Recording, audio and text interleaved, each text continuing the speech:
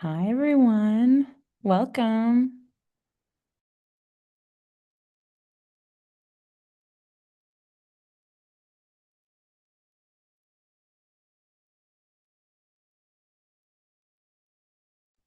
Go ahead and get started. Hi, everyone, and welcome to the first class of this collaborative course between the Center for Constitutional Rights and Into the Treehouse called Rooted, a Living Toolkit in the Face of State Repression.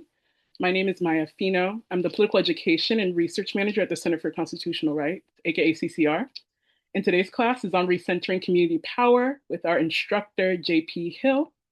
CCR is a legal advocacy and political organization that has spent the last 60 years fighting for liberatory justice alongside various communities under threat, both here in the so called United States and abroad.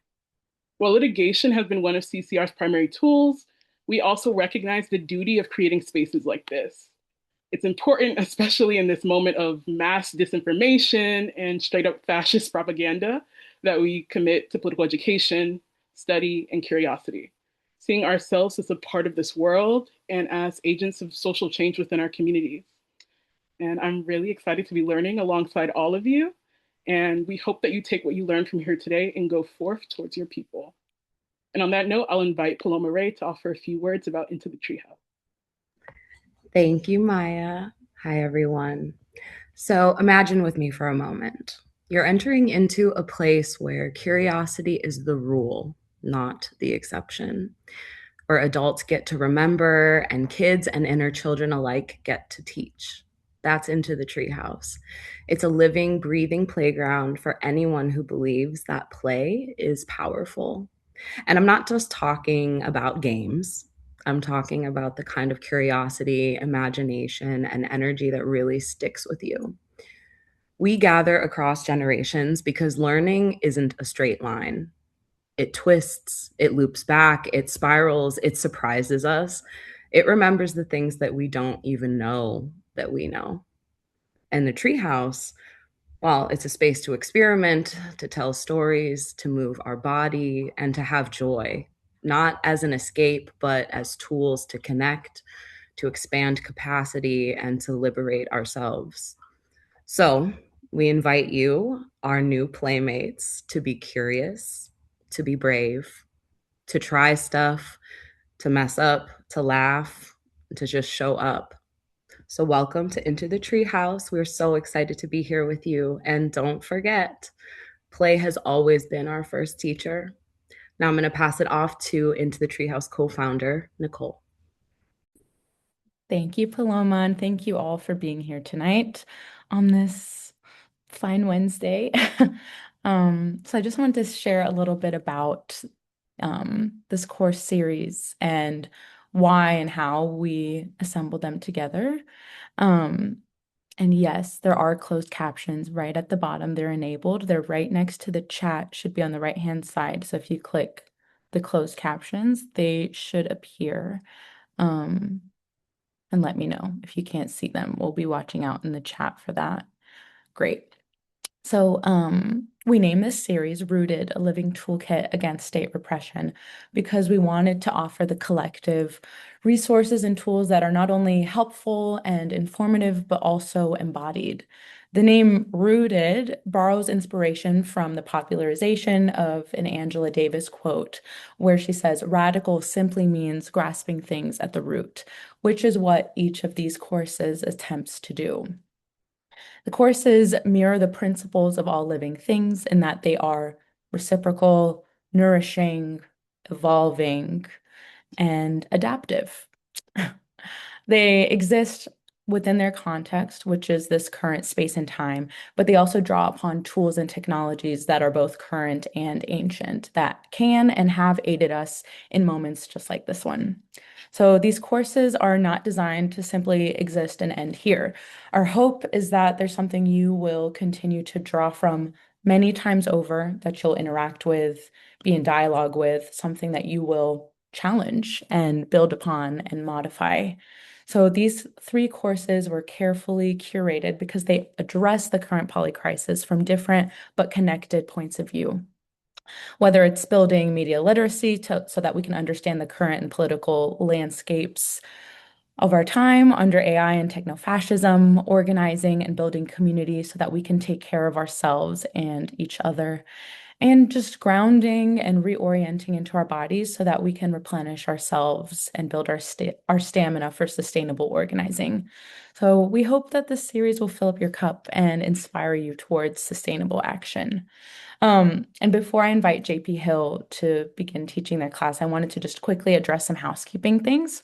So this is a public class. It will be recorded and is being recorded for viewing later on. The chat will not be included in that.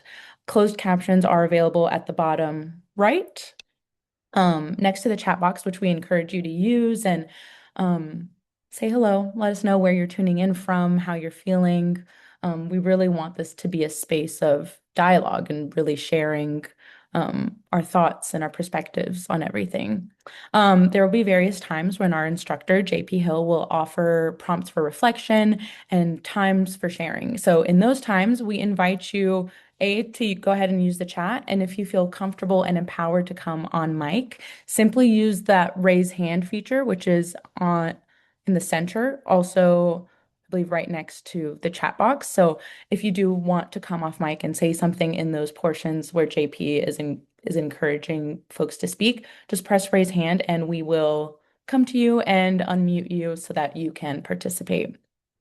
And while we encourage dialogue throughout the whole thing, there's also a Q&A section that you can use so we don't lose any of these questions in the shuffle. Yeah, so without further ado, I will let JP Hill take it from here and introduce himself. Hey everybody, I'm JP. Really honored to be here. Thank you, Maya, Paloma, Nicole, Alice, everybody who made this happen. It's just a really cool series, and I love the living toolkit idea. It's so important right now, and I'll be touching on that throughout. Yeah, my take on all this, or my angle that I'm going to be talking to you about, is building community, community power, especially as Maya prefaced in this moment of fascism and misinformation. I think learning from one another and building community with one another is one of the antidotes to this moment we're living in. Um, I won't bore you with reading a paragraph at you. But yeah, going to talk about the tangible things we can do to build with one another. Um, and going to preface it partially with the role of social media right now, just because it's taken such a sort of outsized role in the way we do politics and the way we organize. And I work in social media and don't think it's the worst thing ever, but I think I and countless others have over relied on it at times. So we're going to talk about relying on one another and relying on community instead. Just really, really quick about me. Start off as a teacher, and that informs what I do. Um, Community organizer, I say lightly. I'm not a professional. I'm a very volunteer community organizer, just somebody who does it with my neighbors and in the time that I have. And then I write, and that writing will inform what I talk to you about today too. So here's the three-step overview. The terrain today, what we're looking at in terms of the political context and the tech AI oligarch context especially. And then I think it was Paloma who mentioned, people have been doing this for a long time, and it's easy for me and easy for a lot of us, I think, to forget just the lineage, the history, the methods of resistance and organizing and that have come before us. Um, a lot of that history has been lost, and a lot of it is exists but is not taught to us, very deliberately. So we're going to talk a little bit about that, and then talk about moving towards community actively right now, with one another. Okay, forgive me if my New York radiator starts making noises behind me. It's been doing that. So the way I think of the terrain that we're organizing under today, first I'm just going to talk about the social media angle of it. partially because I was asked to discuss AI and surveillance and, things, there's no denying that things really have shifted in the last year. Like there's no, we do ourselves a disservice by ignoring that. But one of the histories that came before that that I want to talk about is just some of the relationship with social media and organizing. And some of what I say is going to be informed by a book called If We Burn by Vincent Bevins. Um, the full title is If We Burn, The Mass Protest Decade and the Missing Revolution. It came out in 2023, and he's talking largely about the 2010s. And, if you've been around this work, the movement, whatever you want to call it, you're familiar with the Arab Spring, you're familiar with, Occupy Wall Street. There's a long history, and and that's just a short part of it. But um, he talks a lot in that book about the limits of this sort of spontaneous viral uprising. But I did want to talk briefly as well about the relative successes of some of these modes. I know a ton of the people I organize with today are informed by 2020, summer 2020, George Floyd, Breonna Taylor uprising. And I think we all have thought a lot about the successes, but also the limits of that moment, of that year. Um, on the one hand, it was the biggest protest movement ever, perhaps, millions and millions of people around the world. Obviously in the US, but other countries as well. And people mobilized, and got into the streets, uh, and at the same time, what that book by Vincent Bevins and what my experience, maybe more equally importantly, what my experience and the experience of the people I organize with has shown. Um, is that there were severe limits to that. There were moments where it seemed like certain cities were going to defund the police, or where abolition was taking, or getting a real foothold. Um, but the backlash of the establishment, the backlash of organized money and organized power was stronger. And being honest with myself about that took time. It wasn't easy to acknowledge that. Because it's disheartening in some way. But I think it leads us into this conversation about organizing and building community and not limiting ourselves to these sort of spontaneous viral mobilizations. Leads us into thinking about how we can get organized for the long haul, because this is a long fight. Uh, a somewhat similar story, and one that really informed me, was in Puerto Rico in 2019. The governor was was much hated, and there was a group chat leak that broke the camel's back, and the people started very spontaneously rising up. It essentially led to a 2-week general strike across the island, and the beautiful thing in the short term is that the governor did resign after about 2 weeks. They did, the people united did force him to step down. But not too long after, in the following months and years, I've talked to people who have reflected on the strength and beauty of that moment, but then also, now what? When we have this sort of viral, spontaneous uprising, there is almost always a now what moment that comes later. Because the state is organized and, oriented towards longevity and protecting itself. And the ruling class is very well organized, and they have tremendous solidarity. Uh, and so they can outlast us often, is what I'm saying. And so, how do we go beyond spontaneity and virality, and get organized and build communities? So that is a lot of what we're going to talk about today. But first, Nicole mentioned discussion and Q&A. And so if you would like to put into the chat, or uh, if a few people would like to raise their hands, just talking about how do you use social media right now, especially as it relates to politics. I think it's become such a site of, these various platforms have become so um, fundamental and central to a lot of the discourse. So if you'd like to put in the chat, and ideally you'd click respond to everyone and just talk, a sentence or a few words about how you use social media right now, especially as it relates to politics and organizing.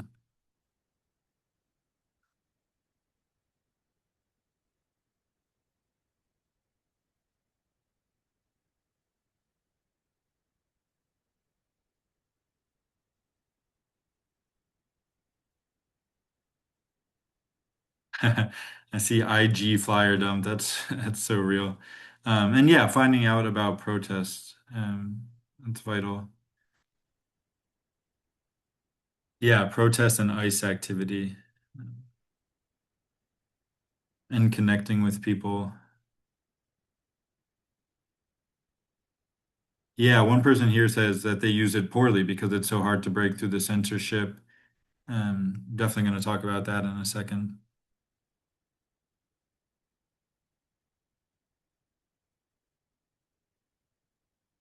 Someone says signal only, which yeah, wise words.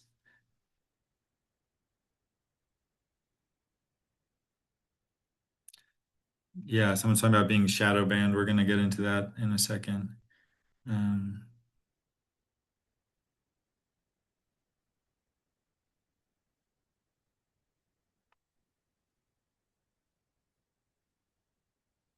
yeah, the burnout is real. That's real. That I could talk, yeah, whole nother talk on that for sure.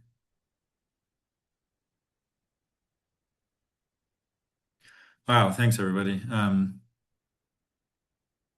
Wow.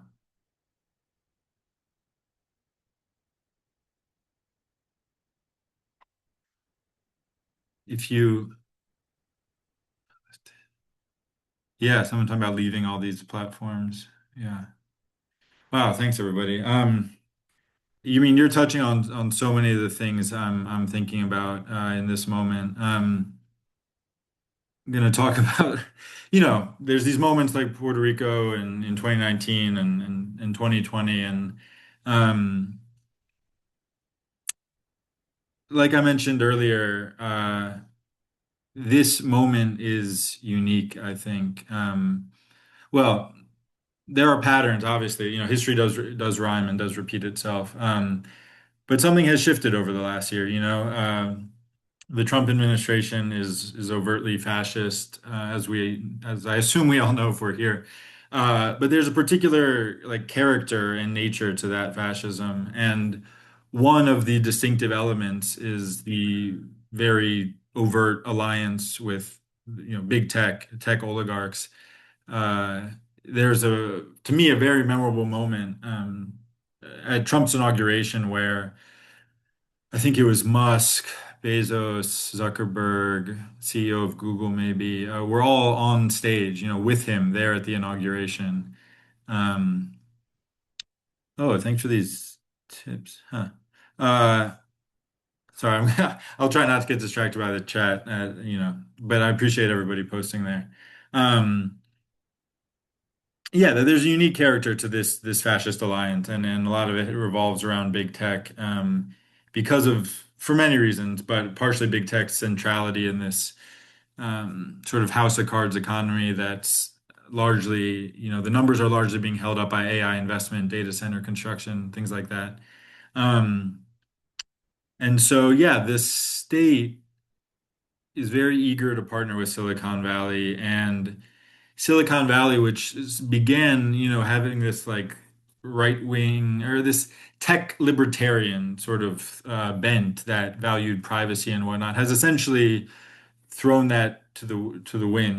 Like they are very willing and happy to sacrifice privacy and engage in Trump's sort of pay to play brand of demagoguery. And one example that came up the other day was Google very willingly handing over a trove of personal data about a student journalist to ICE. And that was in response to a subpoena that hadn't even been approved by a judge. There's this willingness to play along and to profit from uh, a partnership with the regime. And so I just think we have to be really cognizant of that. And if you're here, I assume you are to a degree, uh, to a large degree, I assume. But I think there's the simultaneous reality that lots and lots of our neighbors and community members might be less aware and less plugged into this stuff. One example that um, is just so prevalent right now is these platforms being essentially uninterested in regulating AI. It's no surprise that one of the main uses of the AI video and image generation technology has been fake political ads, putting words in the mouths of political opponents, fake protest videos that drum up fear and maybe contribute to bringing about crackdowns or repression of our movement. Um, and Facebook, for example, there's other Musk is an obvious example too. They would much rather profit from this AI boom than regulate it, and they're in fact, about to spend at least 100 million in the 2026 midterms supporting candidates who are not interested in regulating AI. So we're trying, our interaction with social media and organizing in politics has to be super cognizant of this because um,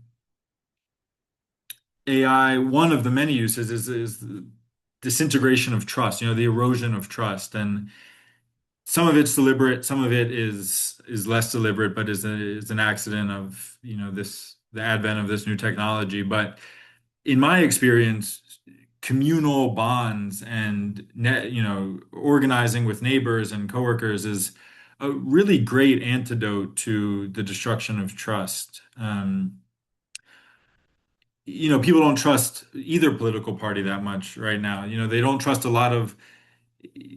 A couple decades ago, there were pillars of, community. There were community institutions and national pillars, including some of the, mainstream media news publications, and trust in all of that. Trust in politicians. Trust. The numbers are really clear that people's trust in these institutions and individuals has declined a lot. And so they're looking for creators they trust sometimes, but people are also looking for neighbors they trust. People who they can work with, organize with, but also who they can learn from. And so we're going to talk a bit about all of that. And the last thing I'll say is that, it's really worth examining um, how we've used some of these platforms at time to police one another. These platforms make it really easy. I mean, Twitter being the clearest example, but they prioritize dunking on one another, attacking one another, and they are, the mechanics of the platforms are not built for collaboration. They're built for individuals to build platforms, and they're not really built for the sort of collaborative efforts that I think the left and all of us here, I assume, are really deeply interested in. Um, so yeah, gonna try to talk about all of that in the next half an hour. We'll see what happens. Uh, okay, so. One of the things I mentioned earlier, Paloma mentioned earlier, is just people have been organizing for a long time. People have been trying to better their conditions, gain their freedom, fight the ruling class, however you want to put it. It's all been happening for a long time. So I'm going to put out another ask for folks in the chat. And for somebody who's talking a lot about social media, I'm a little bit of a Luddite. But if you want to raise your hand and click the raise hand button, we'll also get to you there. But yeah, in the chat, clicking the little tab that helps you respond to everyone. Um, yeah, just in your understanding, how did people organize before social media, before other modern technology, pre-internet? Throw out some specifics that you are aware of, examples of how people engaged in this really important work. Local pubs, hell yeah. Zines. Yeah. Physical media is making a big comeback. Printed materials, newspapers, town halls, protests, friends, neighbors, church. Oh, a lot of church. We'll talk more about that, hopefully. Wow. This chat is flying. Songs, phone trees. God, yeah, bring back phone trees. Door knocking. Yeah, folks I organize with a lot of canvassing, tabling in your neighborhood, in-person meetings. I'm old. We used to just grab our friends and roommates and post flyers. Hell yeah. I love it. I love it. Cafes, hair salon. Yeah. Oh, on the front porch. I'm not sure if we'll have time to talk about the sort of destruction, systemic destruction of community, but um, yeah, we'll talk about the deliberate building of community in response. Yeah, third spaces, we'll talk about that too. Wow, thank you all. If you're not reading the chat, or at least trying to, it was flying too fast there for a second, but uh,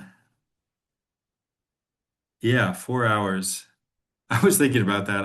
I sort of planned this as though I had infinite time, which turns out I don't.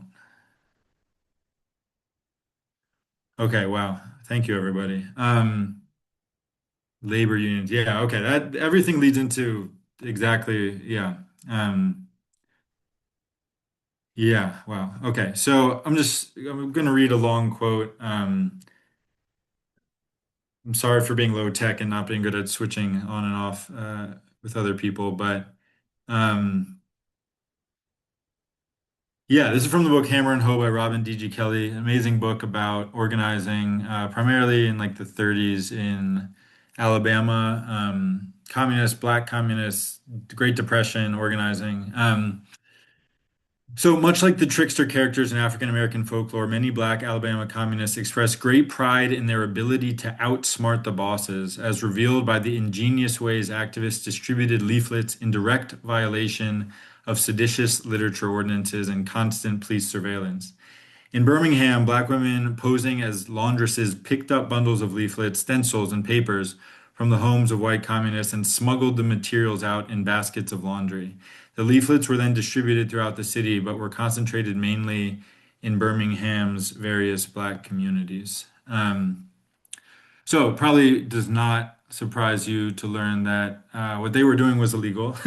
um, Anti-communism, anti-black racism, Jim Crow, it was organizing period was legal, and as many of you know, for a time, union organizing was illegal. Like it just all was not okay with the ruling class, with the government. So I was really struck when I read this book by the fortitude and the determination to organize in extremely difficult conditions.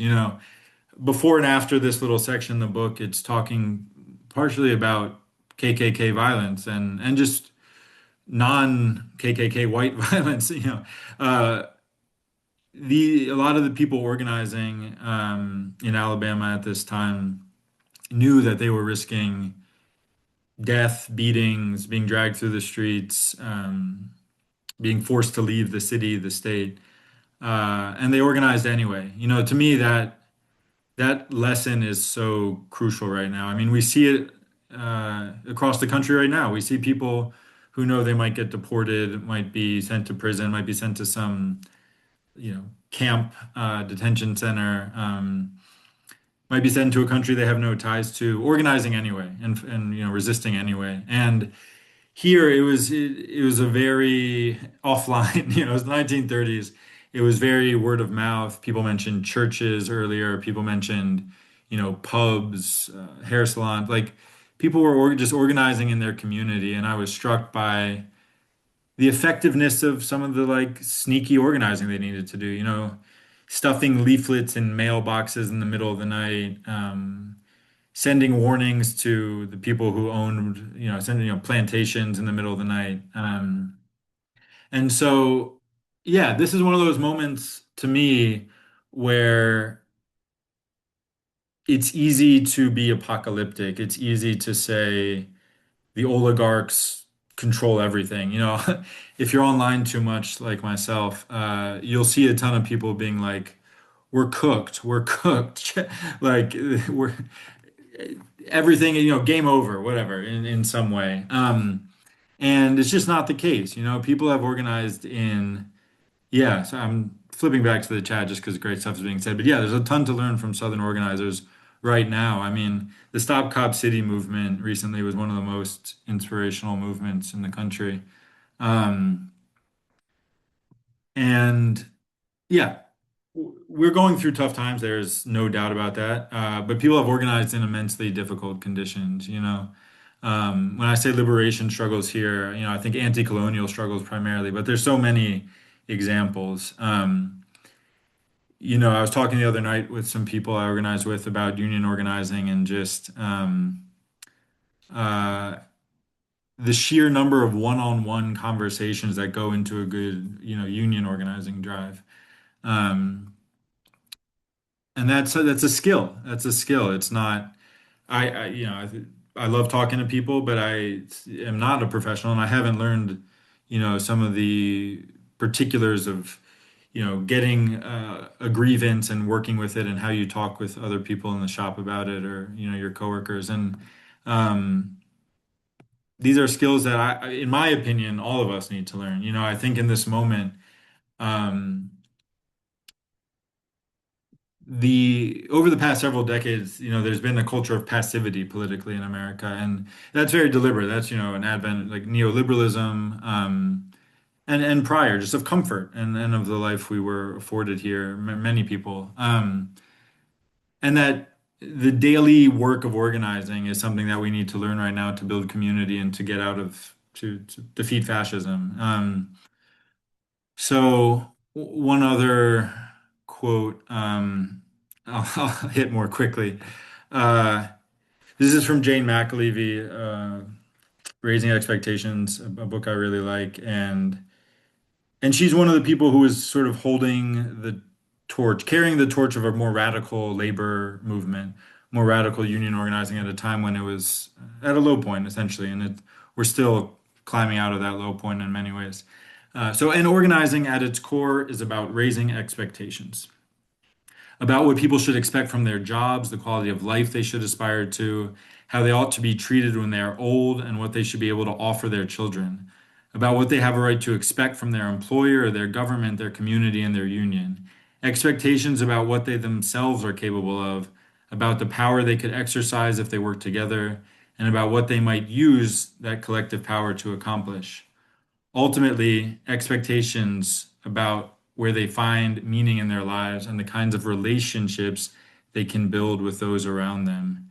Um, yeah, somebody noted Jane passed away last year. Yeah, just she has several other books, and each one is worth your time. And they're so worth your time, even if you're not in the labor movement, even if there's no chance of you ever having a union because you're self-employed, whatever it is, they're worth your time for a lot of reasons. And one of them is that she details a type of labor organizing where workers and union organizers do not view the walls of their workplace as the boundaries of where they do their organizing. You know, she writes a lot about every worker is also a community member. You know, each one of us has these deep ties in the places we live, to our church, to schools, you know, where our kids go to school. Sorry, I keep reading the chat. And the campaigns that she helped mount fuse these together, you know. They would frighten essentially her union campaigns would end up frightening local politicians because they would realize it wasn't just the workers at one nursing home, for example, but that the workers were backed by teachers at their kids' schools, or backed by their pastors, or backed by other, you know, community nonprofits and local organizers. And because she and other people, you know, who she organized with didn't see those boundaries, didn't see this limited, narrow labor movement, they were really able to get some incredible wins. So, one more question for you all that I'm really curious about. It's just, what is your community? Who is your community? Where is your community? You know, um, if you could just say a few words and define it as clearly as you can, even though this is a difficult question, I would just love to hear and see in the chat how you define your community.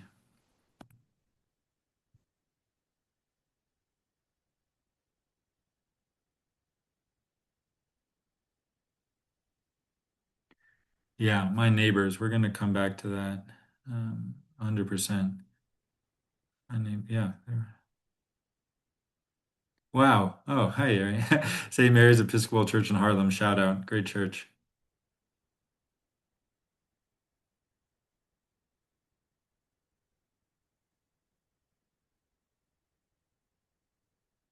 Hmm. Yeah, the struggling to build, that's huge. Tenant union.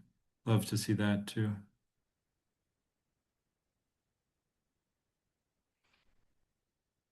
Oh, local coffee shop. Hmm. It's fun to see a lot of people on the same page.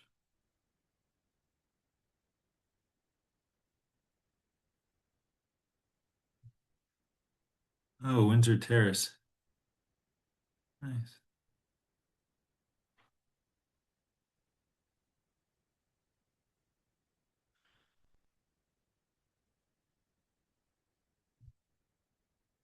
Yeah, so part of the reason I wanted to put this on is that the word community has been thrown around more and more. In my opinion, as it's been eroded, and as more and more of us feel, I mean, COVID was a big part of this for a lot of us, I think, and continues to be for a lot of people. But, it's been a very long process of deliberately harming and eroding community. And I think as more and more of us feel the lack of it, yeah, it's a buzzword, as Carol said in the chat. I think it has become a buzzword in many ways. And uh, in light of that, it becomes even more important to be precise, I think, and be really deliberate about who our community is. I was in a organizing conversation a bunch of years ago, and a guy who, is wiser than me, uh, said it's the people who breathe the same air and have the same problems as you. And I don't think that's the only definition. There's so many great ones in the chat, but that one caused me to pause and think. And for me, part of the reason it's my neighbors right now and my coworkers is that it in my for me it goes a long way uh, in organizing when it's people who you're sharing the same air with and have the same problems as. It becomes a basis for um,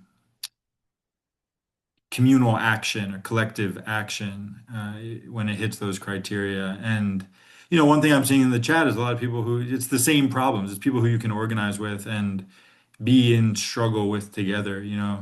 Um, and that to me is really urgent in this moment. It's permanently important, but in this moment we're getting clarity around how crucial it is and how urgent a lot of this work is. So. I've talked a little generally so far, the terrain, history, then and now, and just going to talk for 2 or 3 slides about a more personal narrative because in 2020, I was one of the, thousands and thousands of New Yorkers and millions of people who were in the street again and again and again.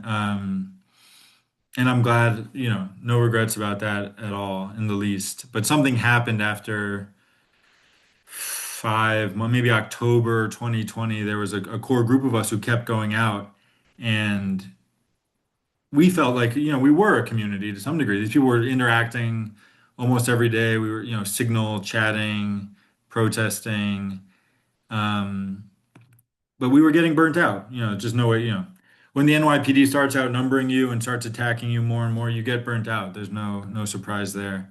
Um, and it was actually one night at Jail Support, which is a beautiful community initiative that I know exists in places across the country. Meaning a bunch of us were sitting around waiting for folks who had been arrested that day to be let out of jail and, to greet them with food and, maybe some coffee or a cigarette or whatever it is that they might need, want. We were sitting there and a few of us started talking about we're doing the same thing again every day. We're marching again and again. How can we start building?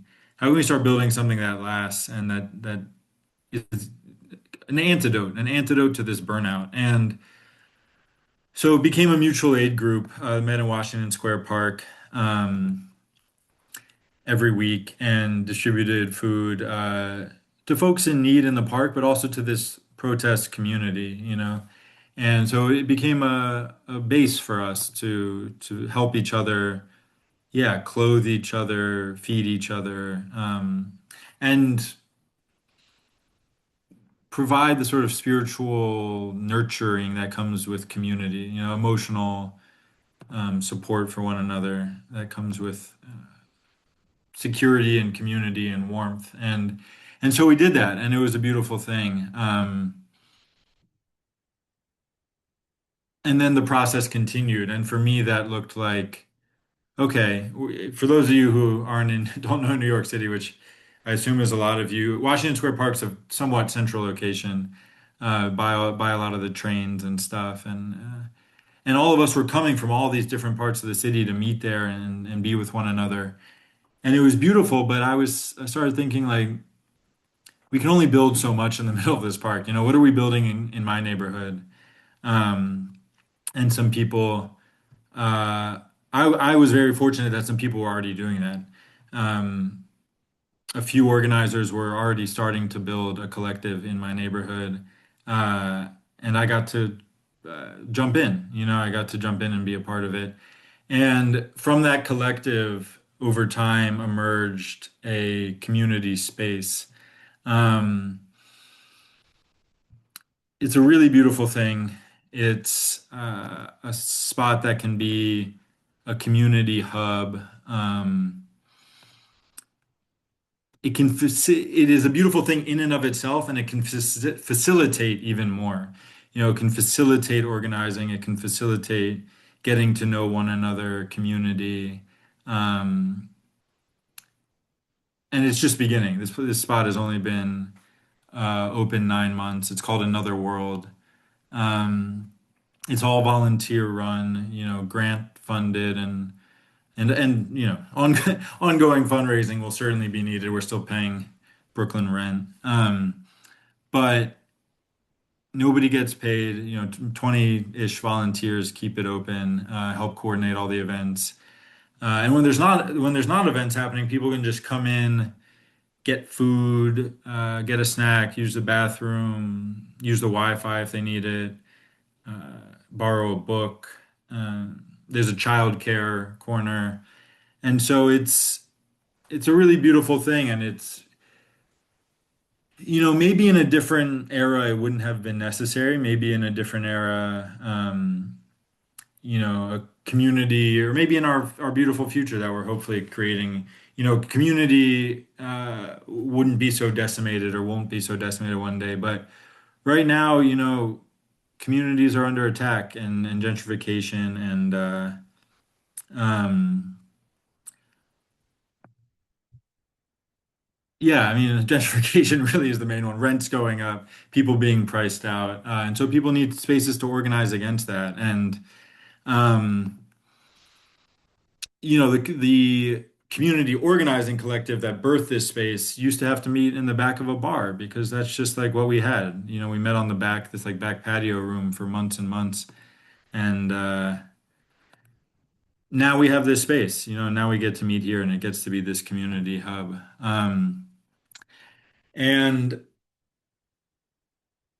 one of the many things it helps with is the facilitation of trust. There's in New York and countless other cities I've been to, there's in this fractured community, there's people moving in, there's gentrifiers, there's transplants, there's a disconnect between the young and the old, maybe, or between people who grew up somewhere and people who have lived there for a long time. And this space gets to serve as a trust builder, a place where um, repeated repeatedly showing up, repeatedly taking action, repeatedly reaching out the hand to help. Um, and for members of the collective also coming in and receiving help, people being willing to ask for what they need and ask for help. This gets to be a hub for all of that. And this is just one model out of many. There's so many ways people are building communities. So, final question. I'm really probably most curious of anything here uh, about how you are building community. What does that look like for you? Um, yeah, and I'll read out. And again, feel free to raise your hand uh, if that's your cup of tea.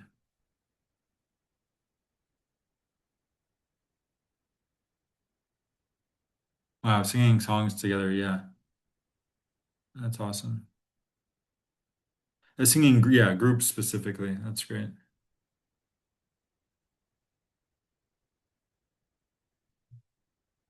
And yeah, Nicole just put in the chat, if you want to click raise hand, she will happily unmute you. Art builds, yeah, that's so cool.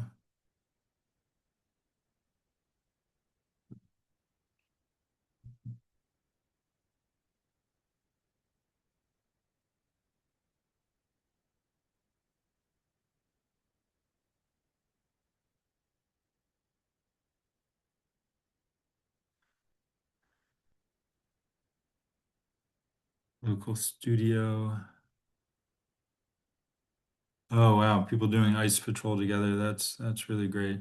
Yeah, there's so many ice watch groups um, that have come out of just people responding to this moment in a really beautiful way. Teach-ins about community pod mapping in Brownsville community. That's awesome, Selena.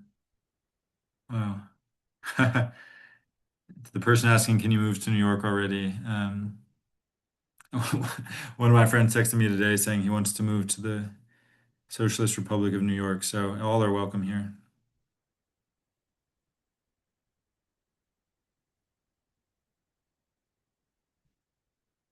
Wow. I If you don't know where to begin, honestly, this chat is a great place to begin. It really is. Neighborhood Health Collaborative, that's so cool. Yeah, I mean, tying it back to some of the beginning social media stuff, the algorithm really, especially if you're on Twitter too much, which unfortunately is my job, I'm it gonna really just, unmute someone, if that's okay, Paul. oh, go for it.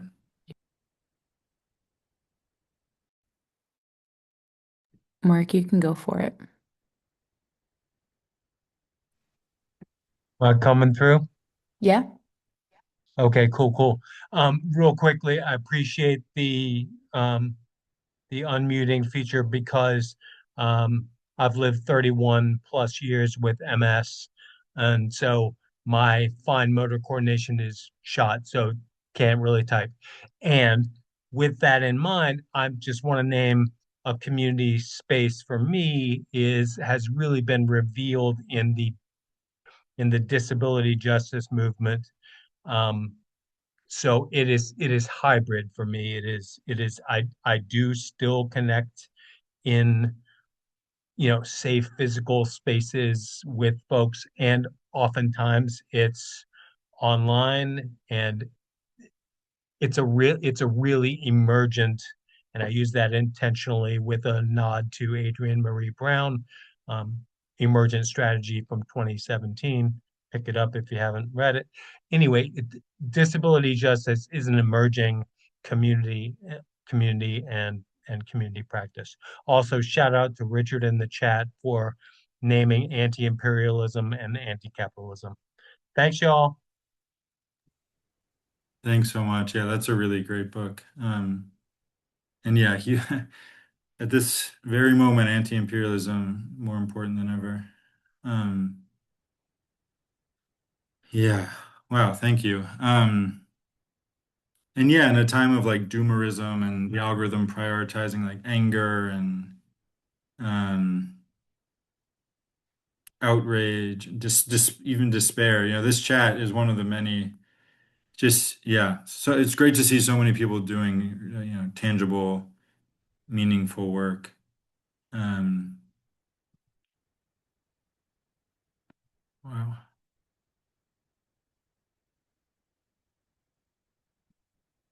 wow. Sorry. So, yeah, distracted by the chat once again. Thanks everybody. It's so great to see that. Um, I'm also going to yeah, put someone else through who wants to speak, if that's all right. yeah. Thank you, Nicole. Okay, Amanda, you have the floor. Yeah. I just wanted to mention a couple of the things that we're doing here in Middle Tennessee. And I'm leading a statewide 287G coalition against those agreements. I'm working with immigrant organizations in intersectionality and alliance with Black abolitionist orgs here, and anti-imperialism and anti-capitalism is inherently baked into abolition. And I think if we're not paying attention to the lead of those abolition orgs, we're missing a big piece of the battle here. So yeah. Yeah, I appreciate that. Yeah, I should have named that this community space grew up out of a abolitionist organizing collective. Uh, speci Specifically, we began because responding to Eric Adams and the immense overpolicing of New Yorkers and folks on the subway and in our neighborhood and all over the city. So I appreciate that. Um, yeah, and I think we all see. I hope we all see that this sort of stuff is happening everywhere. There's a million seeds being planted, and a million seeds sprouting up. Um, that's really been so heartwarming to notice, and that the response to fascism looks like so many different people stepping up in so many different places, using different approaches, strategies, tactics, and obviously, if you're on the left, we're good at disagreeing with one another. Um, but that in response to this really, really significant threat, and particularly deportations, kidnappings, these attacks, people are really stepping up. And I think Minneapolis has been an incredible example, and one of the many reasons it's been so inspirational. Is that from a distance, I've read about it and watched about it, but I'm no expert by a long shot. And if anybody from Minneapolis is here, I'd love to hear what you have to say. But to me, it seemed so oriented towards neighbors stepping up to protect one another. Um, yeah, Palestine has been another incredible example. I mean, we're blessed that even in a really tough time, there's countless powerful examples of resistance and organizing and. Uh, in Minneapolis, it seems so, I've seen videos of people who in my preconceptions or in my judgment, wouldn't have expected to be stepping up. And like ordinary people or apolitical people or so many groups have been activated in a way that seems to have just created a network of really, really insurmountable or difficult for the feds to surmount resistance. And that's been a really beautiful thing. So yeah, I think in this era, one of the many reasons to come together and build community is that we're more likely to learn from people we trust. We're more likely to be willing to change our minds when we're in conversations with people that we trust. Um, and Yeah, one of the beautiful things that happens in this community space is a good dose of political education. Sometimes it's fun stuff like movie screenings. Sometimes it's just a good old-fashioned sitting down and reading together. Read some article together and discuss it. Um, But yeah, in the era of AI, misinformation, social media, coming together, as others have said, there's great, the deliberate cultivation of online community and hybrid spaces. There's spaces like this, which are obviously online, but a great way for us to learn from one another. Um, I'll be at the following two sessions to learn from two people who I already am fortunate to, trust and know and respect. Um, so I think that's bringing me to the end of my time. Uh, Thank you for listening to me talk a lot and for sharing. Most especially, thank you for everything you said in the chat. I'm just one of the beautiful things about the online space is that we cannot fit 200 people in the community center. Um, we can fit maybe 70, which is great. But no, I just to see so many people talk about and what they're doing and talk about really meaningful work in this chat has been a real pleasure tonight. So thank you. Uh, Nicole, should I turn to you for the questions that have populated? Yeah, I think maybe let's just take 30 seconds or so if folks want to input something into the Q&A. I think so far, one person was just asking um, to please define social media and maybe referencing specific organizations' use of social media.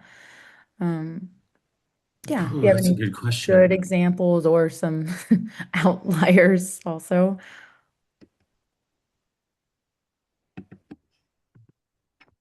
Um,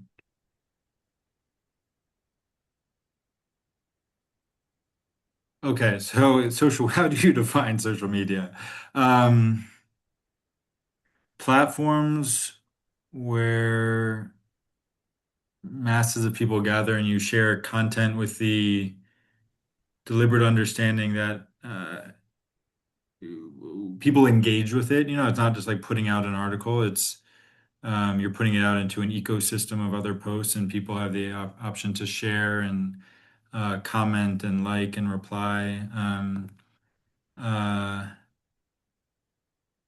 And I'll be getting off Substack soon, but if you subscribe, I'll take you with me to the new place. Substack is a place that initially started as people sharing articles and has become essentially largely a social media site. Richard mentioned Upscrolled, which is a newer site that I think is trying to do better.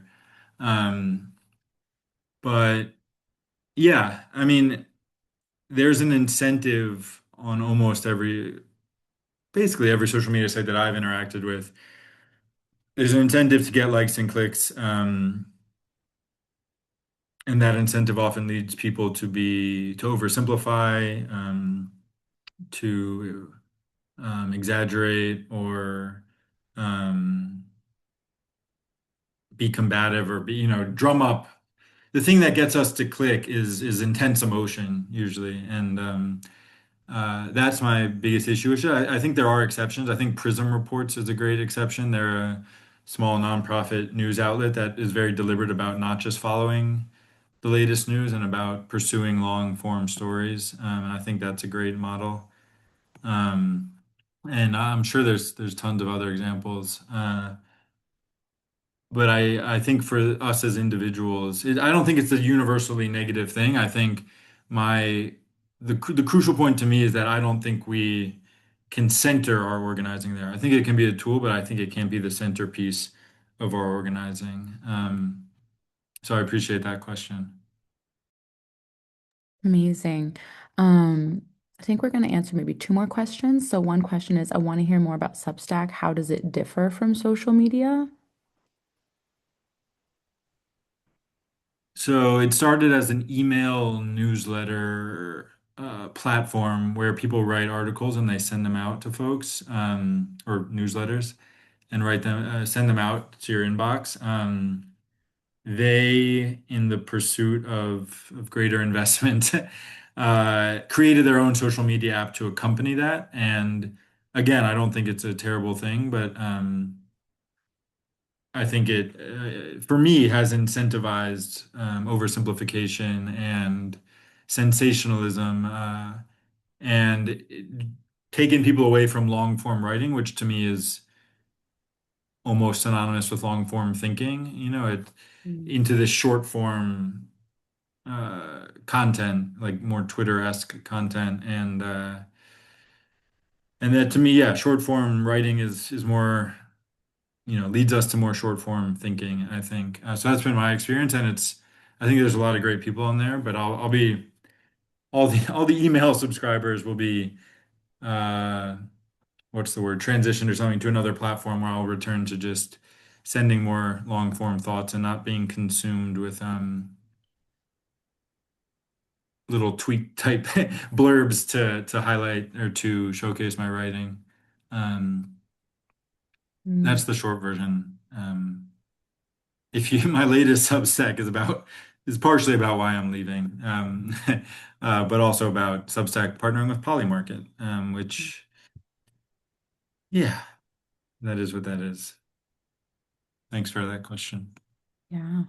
The last question we'll get to today is talking about burnout. What are ways to sustain our community groups and keep organizing? And I think you were right at the beginning that this could be a whole a whole other class, but maybe just speaking to that a little bit, because yeah, I think Yeah. preserving our stamina so that we can, is so important right now. Yeah. Yeah. No, I mean, this work needs to be long term without a doubt. Talking about anti-imperialism and anti-capitalism, we have a long fight, but also just like a long road towards real freedom and real systemic change that goes beyond this fight against fascism and into what were the conditions that led to the emergence of fascism. And I'm one of the people who think capitalism is very much a part of that. So yes, long fight, long struggle, a lot of organizing ahead. And Dean Spade has some good stuff about burnout in his book Mutual Aid. It's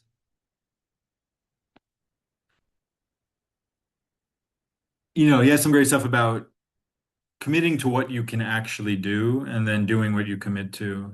There's a temptation, a temptation motivated by our desire to be helpful, um, that leads us to sometimes take on too much, take on more than we can accomplish, or more than we can accomplish without burning out. Um, and I think it's really important that we be honest and realistic with ourselves and honest and realistic with the people we're organizing with. That I cannot have a relationship of trust with someone I'm organizing with if I don't do what I say I'm going to do, or if they don't do what they say they're going to do. And so that's one piece. I think another piece is that for me, and somebody referenced this in the chat, that like that for some folks there is no stepping out of this, um, because of the nature, white supremacy and capitalism, and just the nature of this country and the systems we live under. And so for me, one response to that is to make it's just a part of my life. It's not like an extracurricular, it's not a hobby. It's like part of our lives, organizing, community building. And ideally community building would be a part of all of our lives.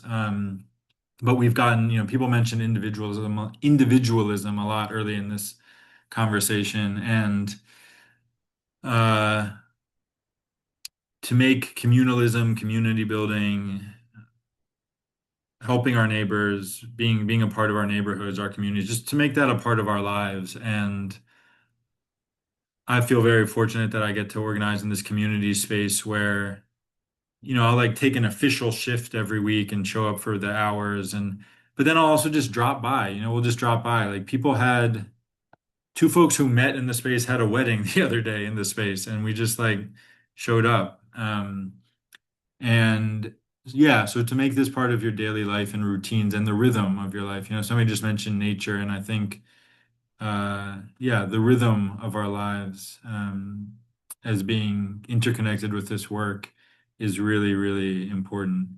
Um, and yeah, Nicole dropped a resources from Into the Treehouse, and Yeah, that seems like a really beautiful note to end on. That this work can be fun and beautiful. Like building community is sustainable for me partially because it's like the most rewarding thing I do, basically.